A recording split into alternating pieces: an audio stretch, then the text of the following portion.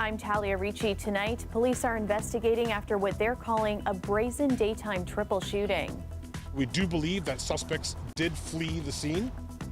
Police are appealing for witnesses. We'll have the latest from the scene of the fatal shooting. Plus, I look outside and there's just this big crash.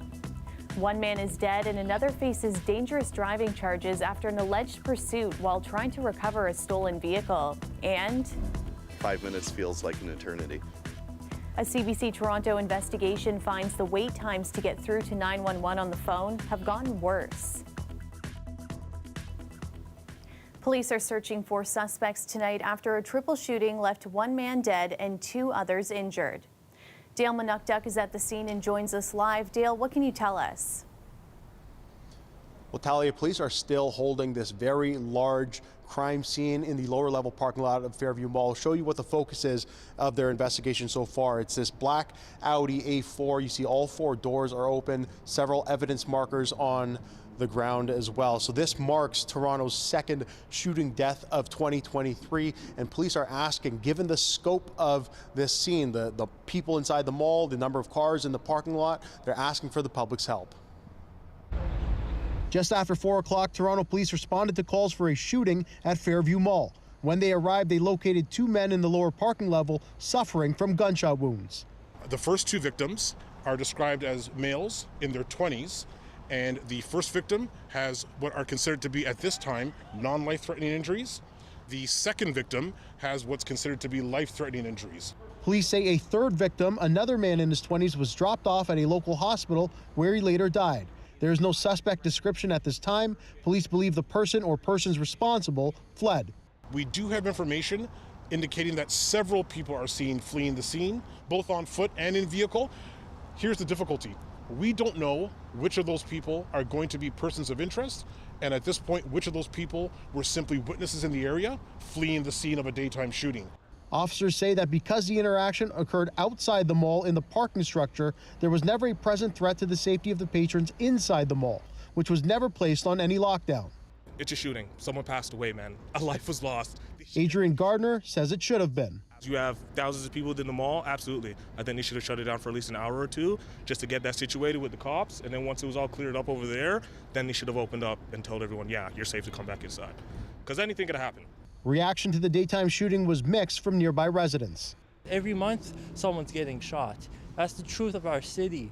I'm just glad that this area, I can actually be outside and be safe. This neighborhood has become, very dangerous for us. It was once, a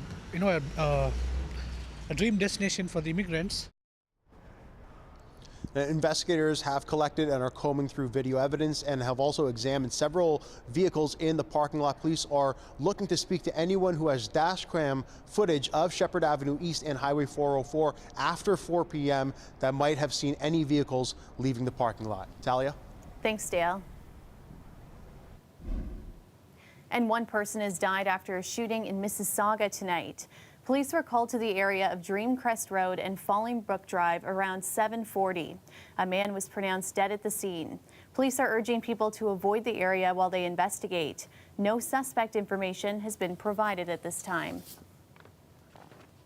In Richmond Hill, a house was engulfed in flames due to a reported explosion this afternoon. At approximately 10 to 1 this afternoon, we received a 911 call of a possible explosion and fire at the address behind me.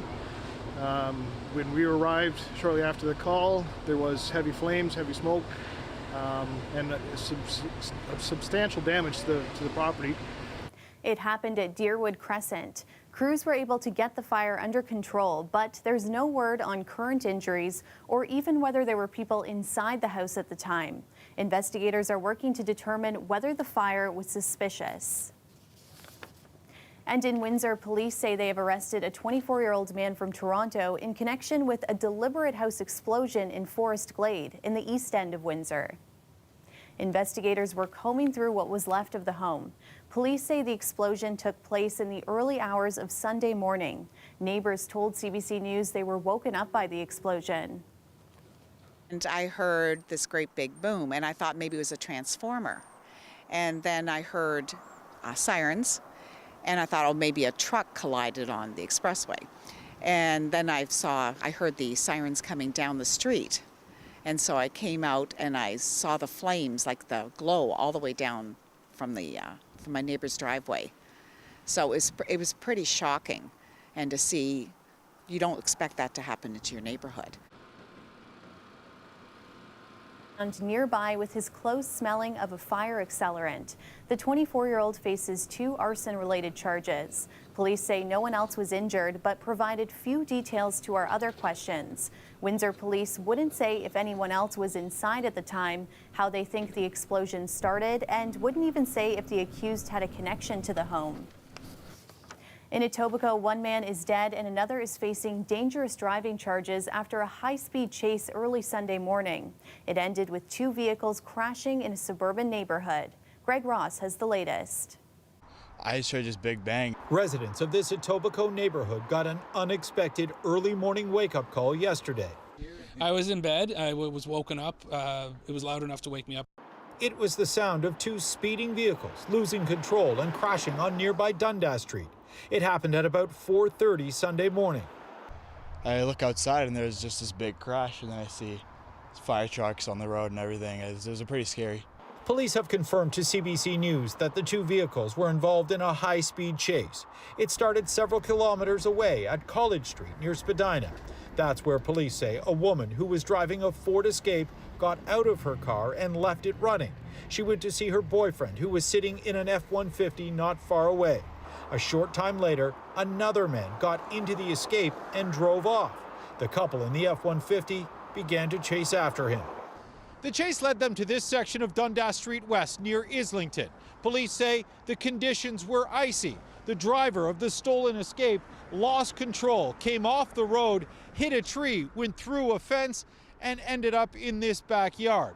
Seconds later, the driver of the F-150 also lost control, hit a concrete light post, and ended up in the middle of the road. The driver of the stolen Escape later died. The driver of the F-150 was uninjured, but his girlfriend, who was in the passenger seat, suffered a broken foot. Residents of this neighborhood say this is a dangerous section of road, even at the best of times. It's that one little hill where speeding is the big problem here. Going down and coming back up, I'd say it happens quite often. It's certainly not just the speed, but it's the curve coming up that hill that I think it might catch some people off guard. Police have charged the driver of the F-150 with 1 count of dangerous driving causing death and 1 count of dangerous driving causing bodily harm. Greg Ross, CBC News, Toronto. Toronto's former chief of police is entering the city's mayoral race. In a release tonight, Mark Saunders says Toronto is at a tipping point. The former top cop says he's running for mayor because the city needs leadership that can set priorities and get things working. He says Torontonians need to feel safe in every neighborhood, citing residents' hesitation to take the TTC due to recent violent incidents, and says his experience in law enforcement gives him a unique understanding of how to tackle crime. Saunders served as Toronto's police chief from 2015 until his resignation in the summer of 2020. Imagine calling 911 needing help and getting put on hold for several minutes. That's a problem that only got worse in our city, according to a CBC Toronto investigation. In some cases, the average wait time was 5 times longer. And as Angelina King reports, even when seconds count, there seems to be no quick fix in sight to this problem. 5 minutes feels like an eternity. Brett House says he waited for more than 5 minutes on hold when he called 911 last fall for a man having a physical and mental health crisis on the street. He was clearly in a great deal of distress. According to data obtained by CBC Toronto, October 30th had the longest average wait time last year.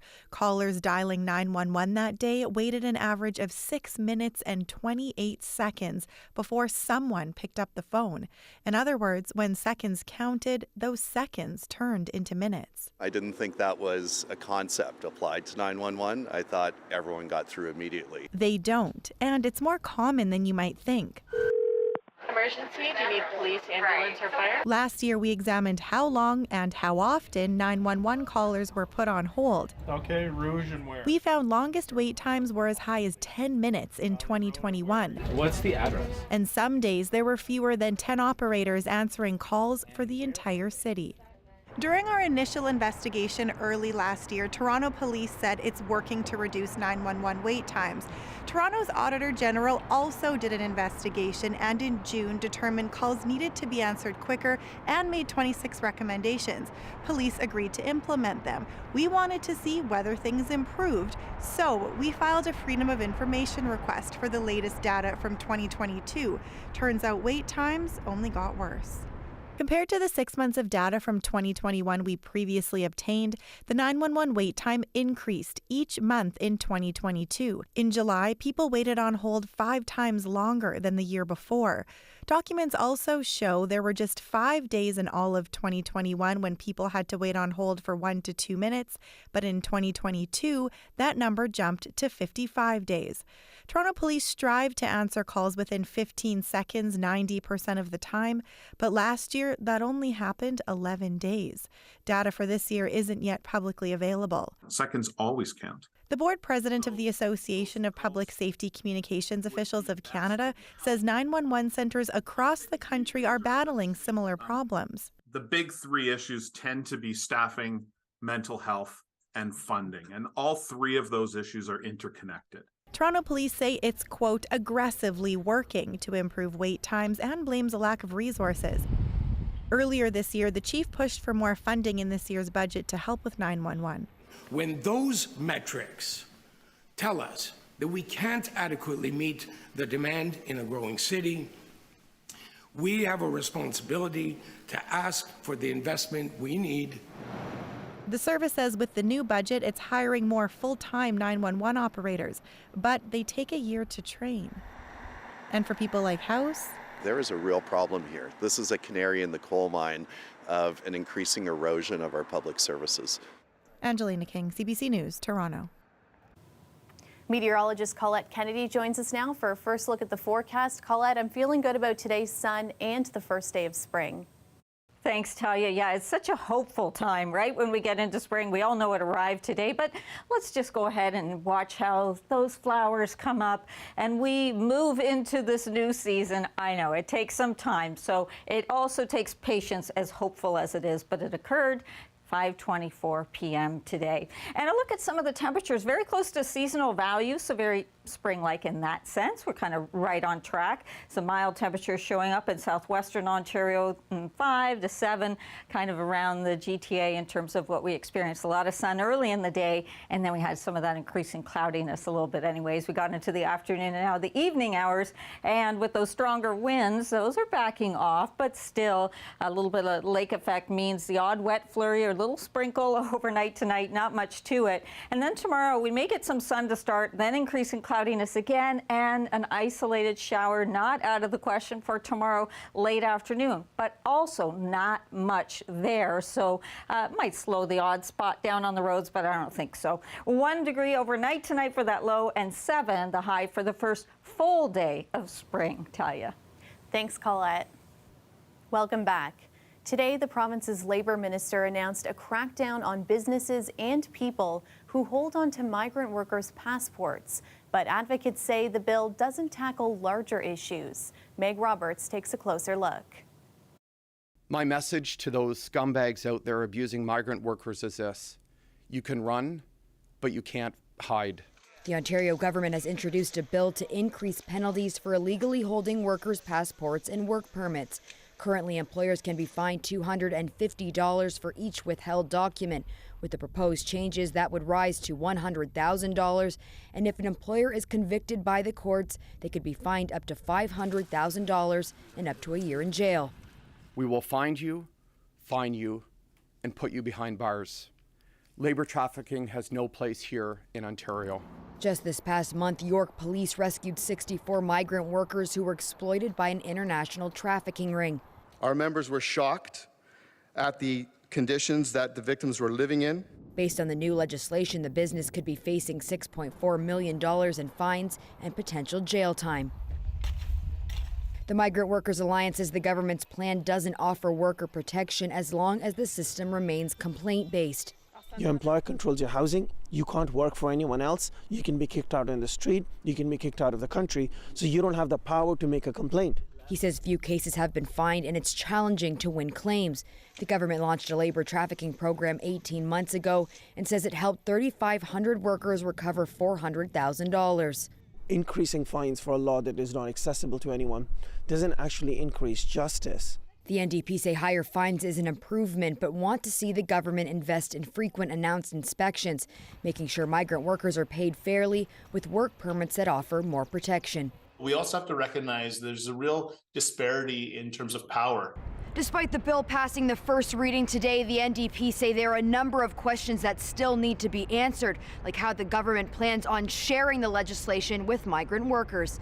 Meg Roberts, CBC News, Toronto. We've covered the complaints from citizens over this season's snow clearing efforts, and today it was over to councillors at City Hall, where we heard many of those same complaints. It all comes after the city tried something new this year, awarding the snow clearing contract to just one company. Ali Chiasson has more. This winter was the first test for the contractors in charge of snow clearing. So, how did they do? Case after case of plows pushing the snow and ice from the road onto the sidewalk, even after the sidewalk had already been cleared. Okay, not a glowing review from Councillor Diane Sachs. Councillor Shelley Carroll? In my own area, for instance, sidewalks are being done with a new piece of equipment and they're chewing up lawns. Both Sachs and Carroll are asking for a comprehensive review of the city's snow clearing performance with a particular focus on sidewalks and bike lanes, which garnered support from pedestrian safety advocates like Friends and Families for Safe Streets Toronto. After every snowfall, social media and news stories are filled with photographic evidence of devastating injuries from falls, parents struggling to lift strollers over snowbanks, piles of snow and ice blocking crosswalks and sidewalks, people with mobility impairments needing help to access the streetcar, or worst, people with mobility devices and impairments being rendered completely housebound. Last year, the city did something different in deciding to award 9 out of 10 snow clearing contracts worth $900 million to one joint venture. This is the first year of a 7-year set of new contracts, new structure, new design, which we were promised was going to make things a lot better. Since November, the city received some 17,000 service requests related to snow. About a third of those requests were for bike lanes and icy snow-covered sidewalks. The latter comprised of 3,705 individual inquiries alone. I always welcome having a look at our contract management, having a look at how we're clearing snow and looking for improvements. So I'm happy to support the motion that's before us today from Councillor Sachs and Councillor Carroll. And with that, plus a shout out to the men and women doing the work. It is hard work, and I know you don't get enough thank yous, so I just want to start by thanking you for that. The city plows ahead with the snow clearing performance review that'll come with recommendations for next year. The item is amended. Okay, that carries. Ali Chiasson, CBC News, Toronto. Police in York Region now have a brand new helicopter to help fight crime from above. Today, we're very proud to present our new state-of-the-art helicopter equipped with cutting-edge technology to all of you. As you've heard, this beauty here is an Airbus H125, the industry standard in policing, currently deployed in more than 200 police organizations across the globe. The new Airbus H125 has more than twice the endurance and power of its predecessor, allowing for longer flight times and enhanced takeoff performance. The helicopter is equipped with an improved camera, an augmented reality mapping system, and a real-time live stream video feed. The previous helicopter had been in use since 2002. Colette's back now with our extended forecast. Colette, hoping those spring temperatures keep coming. Thanks, Talia. And you know, as we are into spring now, something kind of looking ahead at the seasonal forecast, it does seem like perhaps it's going to be gradual as we get towards summer, and so not seeing too many extremes. I mean, they always happen. We're still likely to get into some snowfall. We're not done with that yet.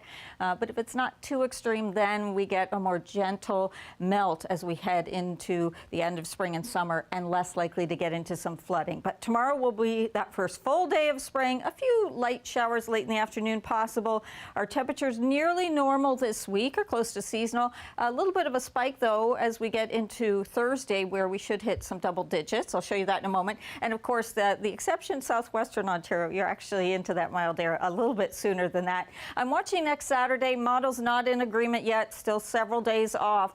But it looks like a mix turning into rain. However, if we see a bit of shift with some colder air pushing in, that could become a snow event. So that's why I'm watching it so carefully for the first weekend of spring. A little bit of moisture in the air, and with some of those winds, they've been backing off and will continue to through the overnight hours, but a bit of lake effect or some wet flurries. And tomorrow, some sun to start off, then a lot of cloud cover comes in, so maybe just a few sunny breaks. We get into that risk of showers late day, pretty isolated in nature there in terms of what we'll be seeing. And then it's more into Wednesday. Late day, we have a chance for some showers. And then again, more scattered rain showers as we go through the day on Thursday. Those winds, I mentioned them pulling back for us, so seeing that even by tomorrow morning we have that improvement, and those overnight temperatures very close to freezing or around 1. I'm putting us at about 1 degree for Toronto. There you go for that daytime high on Tuesday, 7 with the increasing cloudiness, that slim chance of showers, again, mostly later in the day.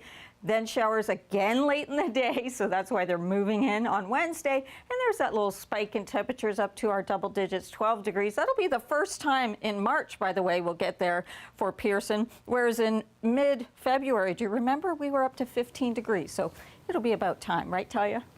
That's right. Thanks, Colette. And that's our show for you tonight. Thanks so much for watching. You can get caught up on news anytime on our website. Just head to cbc.ca/Toronto. Chris Glover has your next local newscast tomorrow at 6, and I'll see you back here tomorrow night at 11. Good night.